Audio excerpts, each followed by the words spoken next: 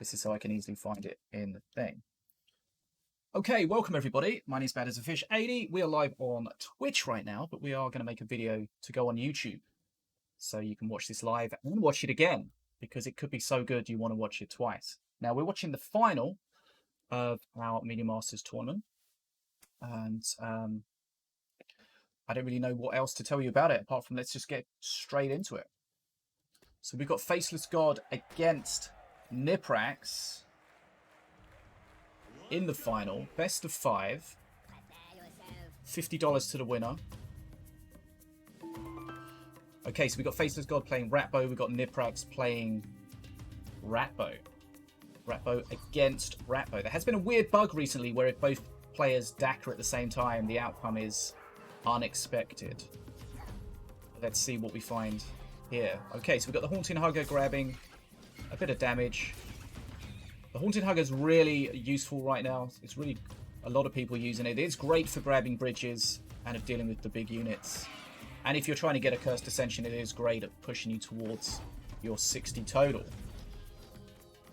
Okay. Defenso Chopper is normally a good target for a Daka, because everything else is going to struggle to deal with it, anything melee. We've got a Demon Warrior played by Faceless God, so we'll see how that works out. Remember, with Demon Warrior, you want to get that to the stack 5. You want to get that out as quickly as possible. You normally find it in cheap decks. So, the Demon Warrior is definitely weak at the start. The idea is to try to weather the storm while the Demon Warrior is weak, and then just really push that home when the Demon Warrior is 3 times as big and 3 times as powerful. So basically we're going to be looking at the clock. We're going to look at, so Demon Warrior number 2 is out at 1 minute 25. You can see that the Demon Warrior gets absolutely shredded. It's a pretty much a throwaway unit at the moment. Okay, so here comes the curse on the Defenso. The Hugger does a little bit of damage. Then it does the curse, 3% damage every second. So that's helpful. Especially because the Defenso is a problem against when you've got a lot of melee units. The Succubus, of course, can really shut that down quickly, though. Now, when the target of the Hugger dies, the Hugger respawns and looks for another target. It's not going to find anything apart from a sniper's bullet right now. Okay, so we've got a Boom Buggy pushing at the top. XP is nicely in Niprax's favour at the moment. Boom Buggy shut down by the Scrutillery, grabs the bridge. That in turn gets shut down by the crossbow dudes, and the bridges go back to being red. Now, Niprax is somebody we've seen in a lot of the finals. Faceless God, somebody we're not quite so familiar with. So 2 minutes 25, Demon Warrior number 3. So you can see straight away that Demon Warrior has just taken a lot of damage just from just a couple of crossbow dudes. So it's a liability at the moment. Okay, the Daka, nicely used. Remember, the Daka will attack the closest target in a straight line, and it will do damage based on the number of friendly units that are out. More friendly units, more Daka damage.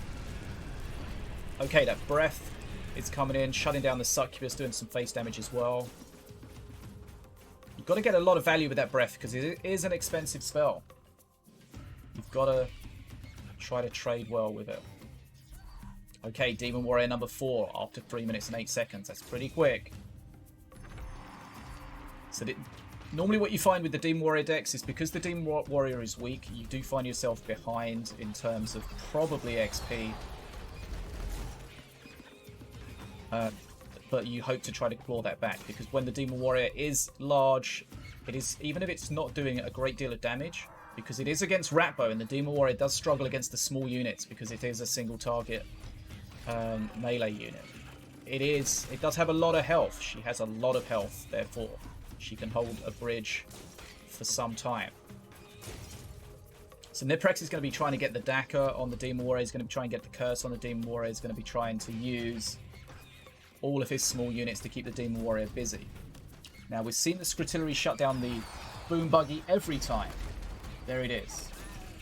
Demon Warrior not quite on face yet, but Niprax is taking quite a lot of face damage here. He is ahead on XP, but you can see straight away that big Demon Warrior has changed the whole feel of the game. Just the amount of time it takes for the Demon Warrior to die gives bridge control, allowed them to get close to face, allowed them to do face damage. Are we going to see the breath at the top to shut the succubus down again? There we go, every time. The breath onto the succubus also does some face damage, getting some extra value. But here we go, big Demon Warrior. It's going to get dackered. Not a huge dacker, but big enough. This time the Demon Warrior doesn't even really get to the bridge. And you can look at the XP. Niprax is now perk 3. That means he's going to get double scrats every time he uses a minion card, which means his dackers are going to be even more powerful, which means he's going to have more bridge control. On paper, when you first look at the perks, especially perk 1 and perk 3 for Ratbo, they don't seem that strong, but the way they work in tandem with perk 2 and the bridge control, they can be really strong. Okay, so Niprax behind on XP now. Demon Warrior getting kind of shredded by the Dacker that time. So let's have a look. We've got about a 35 XP lead right now. Scrats everywhere. Succubus played far down the bottom, hopefully trying to put the breath further down the bottom so there's no face damage. Scritillary again. That Boom Buggy's getting very, very little benefit at all.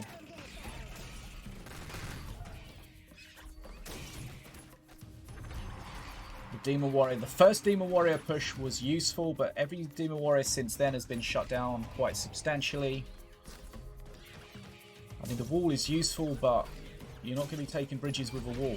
Okay, here we go. So I feel like the Faceless God is not playing the Demon Warrior properly. He's got to play it further back. He's got to allow other stuff to get in the way so that the Dacker doesn't just shred it each time. He's got plenty of other units that could do it. He can play the Demon Warrior further back, try to bait the Dacker out, throw something down to defend against the Dacker. But as soon as he puts the Demon Warrior down at the front, he's in trouble. So here we go. Demon Warrior is protected from the Dacker at the moment. That's what he needs to try to do. The Scritillary is useful as well because it can, of course, put units in front of the Demon Warrior. There we go. Dacker takes out the Defenso. Demon Warrior living at the top this time. The Dacker's going to be available soon. It's not going to be a strong one, though. Demon Warrior on face now. This could be a problem. Here's all the units he wanted for the Dacker. They all come out. They all do a little bit of damage, but a lot of a little bit is a lot. If you check the maths, that does add up. Again, Demon Warrior spawned at the bottom. He knows the Dacker's not fully available now because it's just been used. The Dacker is going to be soon, though. Demon Warrior cursed. But the Demon Warrior really does struggle against small units because it's not a really slowly attacking unit, but it is a single target unit. Okay, he's got Dacker on the face. Mana Frenzy has been reached for Niprax now. I should think that's the beginning of the end. The Breath's going to come in and start shredding everything at the bottom here. Demon Warrior just picking off the small units, but it's taking so long. The Sniper is having a field day. Okay, Scritillary again is going to get some value here, but it's just too little too late. Okay, the Succubus Nether steps out of that Dacker at the top, but basically Faceless God has got to try to hold against this and get to Mana Frenzy themselves. But I don't see any possible way they can do it. This Demon Warrior is just locked in place by the small units. Getting DPS down. The Dacker absolutely shreds it. This is just too much. This is where the Ratbo spam just continues. At this point, you can just never get a bridge yourself. So you're trying to get back on... You're trying to get to Mana Frenzy, but you can't because you've got no bridges, so it's taking forever. All the time, your opponent is just crushing you. Okay, so that's game number 1. Straight into game number 2. Best of 5. Faceless God has switched to Morelia.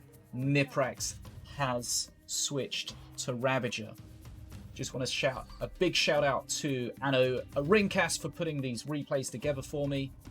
We normally watch these from the replay files, but because of the update, the replay files would break. So fortunately, Anno made an awesome video so we could enjoy this together. Okay, so this is going to be a completely different match. Niprax, Ravager's normally a very aggressive master. The aggression spiking with the perk 1 Brutus and the perk 3 Terror Brutus. Morelia, of course, has that power spike at perk 3 with the dragon. But here we go. We've got the push with the Brutus and Caliph. Caliph has the Imperium army buff. But guess what? Here's another Caliph. Okay, if you see these circles around the units, that means they're taunting, so units are going to be forced to attack them. Caliph, of course, has the Divine Shield that pops every 12 seconds. The Divine Shield did get buffed recently. That stun, though, is huge. Faceless God's Caliph goes down. The stun, the heal that came in there. Did I say stun? I'm not sure. I meant heal. Okay, so everything's down apart from the Brutus. But what you tend to find with these pushes is they're hard for you to deal with. You lose HP. And then when you take a breath, having dealt with the push, you look at the XP and realize you're far behind with XP. And that's exactly what's happened here. But yes, Niprax did get lucky with the Gambler's Ball there. It did double proc. He did get the heal and the Fireball, which is exactly what he wanted. So look, the XP.